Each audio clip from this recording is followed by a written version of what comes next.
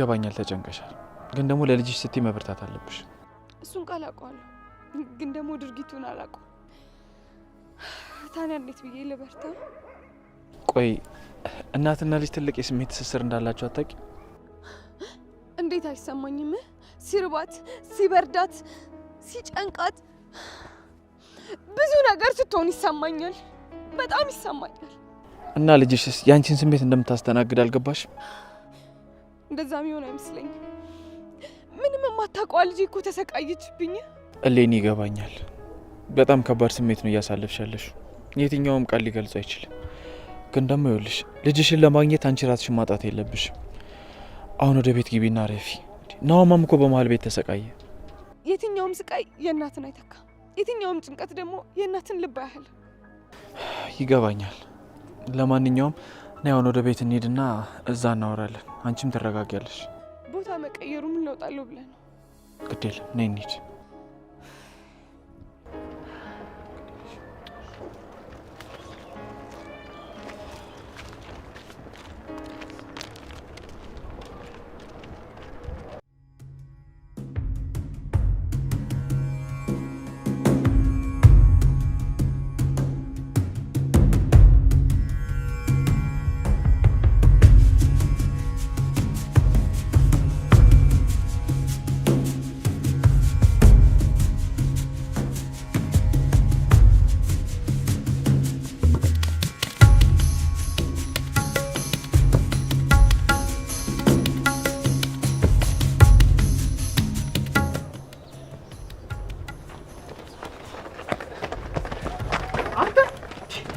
ምን አባስ ሰራ ነው ቆየው? አረ ዛሬ ጉዶኝልህ ነበር። ደግነቱ የሆነች ዘገምተኛ የሆነች ስላጋጠመችኝ ነው እንጂ ማስተበል ይችላል ነበር። ማለት የምን ልጅ ነው? አረ ቹቻዬ እንዴ መድኃኒቱን አግኝቼው የሆነ ጅልብ ስል የሆነች ቸከሳመጣ መሰለ እና ምን አርጋት ወጣ? የሆነ ዘገምተኛ ነገር ነች መሰለኝ። የሆነ ዝም ብላኝ አለፈች። እና ስልክ አንስተ እንኳን አትናገርም? ደህና ነኝ እንኳን አትልም? ቆይ አንተ መች ነው የምትሰለጥነው? ቹቻዬ እኔ እንዴት በዛ ሰዓት እንደዚህ አስባለሁ? እሺ አሁን ና እንሂድ። ቆይ የማን ስልክ ነው እየጠራ ያለ? ቹቻዬ ምን እሺ ነው? አረ ምንም የለም። ባይሆን እኔ ጭንቀት እንደዚህ እያሳሰበ እንደው። እሺ ና አሁን ስጣት፣ እዛ ልትሞትልህ ነው። ወይኔ አምላኬ ስልኬን ሳይለንት ሳላረገው ተበልቼ ነበር።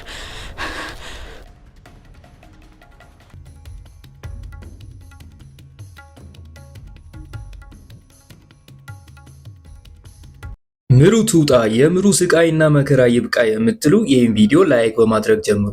ሰላም ጤና ይስጥልን የተከበራችሁ የጽናት ድራማ አፍቃሪያን በሙሉ፣ ጽናት ድራማ ክፍል 243ን በመጠባበቅ ላይ ያላችሁ በመጀመሪያ ይህን ቪዲዮ ላይክ እንዲሁም እንደተለመደው ኮመንት ላይ እየገባችሁ ጽናት ድራማ ክፍል 243 ቶሎ ይለቀቅልን ማለት እንዳትረሱ።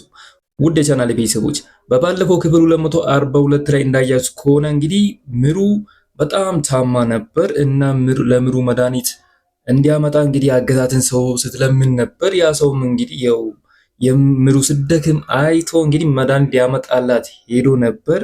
እናም መድኃኒቱን ለማምጣት በሄደበት እንግዲህ ሀዊን ያገኛታል። ሀዊ ደግሞ ምንም እንዳላወቀ ሆና እንግዲህ ሀዊ ምሩን ያገታትን ሰው እየተከታተለች ምሩ ያለችበት ያወቀች ይመስለኛል።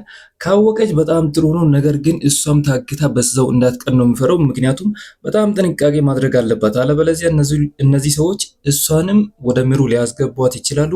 ያለችበትን እንዳወቀች ወዲያውኑ መመለስ አለባት። ብቻዬን ይህን ነገር አደርጋለሁ ማለት የለባትን ነው። እስቲ ውድ የቻናሌ ቤተሰቦች እናንተስ ምን ትላላችሁ? እናም ሀዊ እየተከታተለች ስለሄደች ደስ ያላችሁ ደስ ብሎናል ማለት እንዳትረሱ።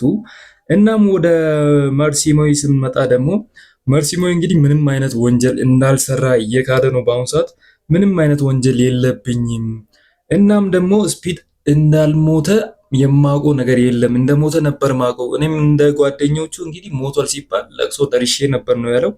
እና መርሲሞይ በጣም እየዋሸ እንደሆነ እንግዲህ ፖሊሱ ማወቅ አለበት። አለበለዚያ ግን መርሲሞይ ዋሽቶ እንግዲህ ከወጣ አሁንም ለነ ምሩ ጥሩ አይሆንም። ስለዚህ መርሲሞይ መለቀቅ የለበትም። ከሱ ጀርባ ያለውም እንግዲህ ስፒድ እንደሆነ መርማሪው መድረስ አለበት። ይህ ነገር ዝም ብሎ ከተለቀቀ ድጋሚ እንግዲህ ሌላ ከባባድ ወንጀሎችን ይሰራል ብዬ አስባለሁ። መርሲሞይ እንግዲህ ምንም ነገር ከማድረግ ወደኋላ አይልም።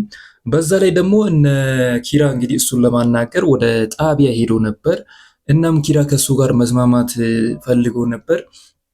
አንተም የፈለከው ነገር ጠይቀኝ፣ እኔም የፈለኩትን ነገር ልጠይቅ በማለት እንግዲህ ኪራ ያቀረበለት ጥያቄ እንግዲህ ምሩን እንዲለቃት ነበር። ነገር ግን ያንን ነገር በጭራሽ እንደማያደርግ እናም በሱ ላይ ስቆ ነበር ጥሎት ሄደው።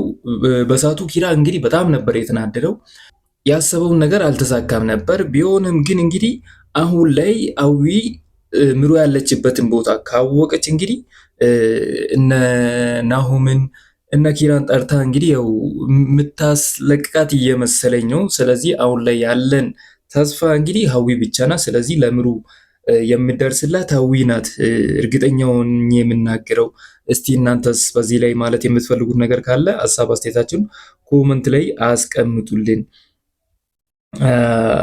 በባለፈው ክፍል ደግሞ ኒና መርሲሞይን እንግዲህ ስትለቀው ሁላችሁም እንግዲህ በኒና ተናዳችሁ ነበር። እንዴት እንደዚህ ታደርጋለች ስንል ነበር። እኔም እንደዛ ብዬ ነበር።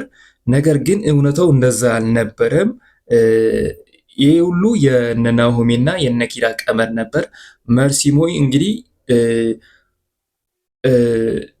ሸውዶ እንዲመስለውና እነሱ ደግሞ እሱ የት እንደሚሄድ ተከታትሎ ምሩ ያለችበትን ቦታ ለማወቅ ነበር ያንን ነገር ያደረጉት። ነገር ግን ያው ፖሊሶች ቀደሙና እንግዲህ መርሲሞይን ወደ ጣቢያ ነበር የወሰዱት። በዛ የተነሳ ነው እነ ኪራን በጣም የተናደዱት።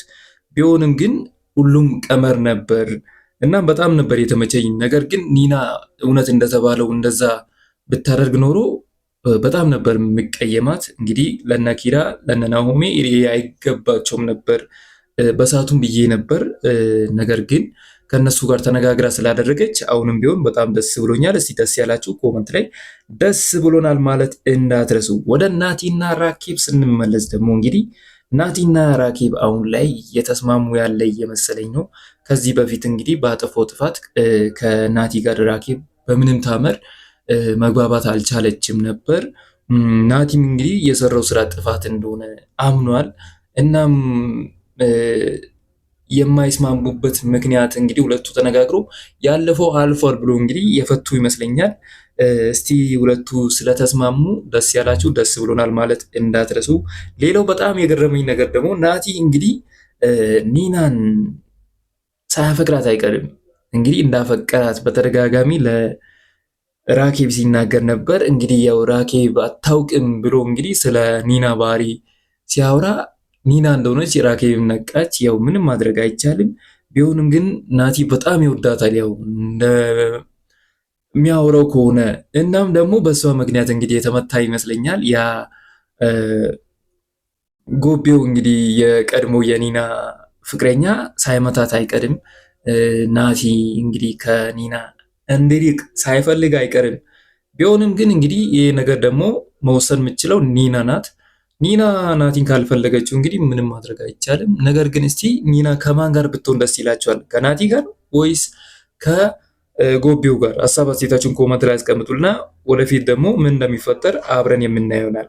ወደ መጨረሻው ጉዳይ ስንመጣ ደግሞ እንግዲህ የመጨረሻው ጉዳይ የሃና ነገር ነው። ሃና እንግዲህ ኪራ ሰሞኑ ቢሮ አልገባም ነበር። እናም በኪራ ቦታ ተቀምጣ እንግዲህ ሰዎችን ስታስተናግድ ነበር። እናም አንድ ሼባ መጥቶ እንግዲህ ሲያስጨንቃት ነበር። በጣም እንደወደዳት እየተናገረ እሷ ደግሞ ከሱ ጋር እንድትሆን ፈልጓል። እሷ ግን ምንም አልፈለገችም ነበር። ለስራ ስለተቀመጠች እንደዛ አይነት ነገር ማድረግ አልፈለገችም። እሱ በተደጋጋሚ ጥያቄ ምርጫ ቢሰጣትም እሷ በጭራሽ ያንን ነገር እንደማትፈልግ ትነግረዋለች። እሱም ደግሞ ያንን ነገር ካላደረገች እንግዲህ ውሉን እንደሚያፈርሳት ይነግራታል። እናም ይሄ ሰው እንዴት ቢያስባት ነው? እውነት እኔ በሃና በጣም ነበር የኮራዋት። ምክንያቱም ስራው ጥንቅር ብሎ ይቅር እንጂ እኔ እንደዚህ አይነት ነገር አላደርግም ብላ እንግዲህ ያደረገችውን የወሰነችውን ውሳኔ አይታችሁታል። በመጨረሻም እንግዲህ ቢሮውን ጥሎ ነበር የሄደው። ሲወጣ ደግሞ ቁልፉን የመኪና ቁልፉን ረስቶ ነበር። በድጋሚ ቁልፉን ይዛ እየተከታተለች ይላል። እንግዲህ እሱም የተስማማች መስሎት በጣም ደስ ብሎት ነበር። ነገር ግን እንዳልተስማማች እንደዛ ካሁን በኋላ እንደዛ እንዳያስባት እንግዲህ አስረግጣ ነበር የነገረችው። እሱም የሆነ ነገር ብሏት ነበር የሄደው። በሰዓቱ ስሜታዊ ሆና እንግዲህ ቀወረችው። ሰውየው ሲጨው ሮጣ መለጠች። ይህን ነገር ኪራ ሲሰማ ምን የሚላት ይመስላችኋል? እውነት እንደተባለው ከስራ ያሰናብታታል ወይስ እሷን አምኖ ስራው ይቅር ልክ አድርገሻል ብሎ ሚተዋት ይመስላችኋል? እንደኔ ሀሳብ ከሆነ ኪራ ሊረዳት ይገባል። ምክንያቱም ይህ ሰውዬ እንግዲህ በጣም ባለጌ ነው። እንዳያስ ከሆነ ማይሆን ነገር ነበር የጠየቀው። ስለዚህ ሀናን እንደዛ በመገመቱ ብቻ እንግዲህ ለሀና ሊደረብላት ይገባል እንጂ ሀናን ከስራ ማሰናበት የለበትም ነው ብለው። እስቲ እናንተስ ምን ትላላችሁ? በዚሁ ላይ ሀሳብ አስተያየት ካላችሁ ሀሳብ አስተያየታችሁ ኮመንት ላይ አስቀምጡልን። እና ውድ የቻናል ቤተሰቦች እስከዚሁ ድረስ መምጣታችሁ ካልቀረ ለዚህ ቻናል አዲስ ከሆናችሁ ሰብስክራይብ፣ እንዲሁም ይህ ቪዲዮ ለብዙ ሰው እንዲደርስ ላይክ ማድረግ እንዳትረሱ እያልኩ እኔ ከወዲሁ ልሰናበታችሁ። ሁላችሁም በያላችሁበት መልካም ጊዜ ይሁንላችሁ።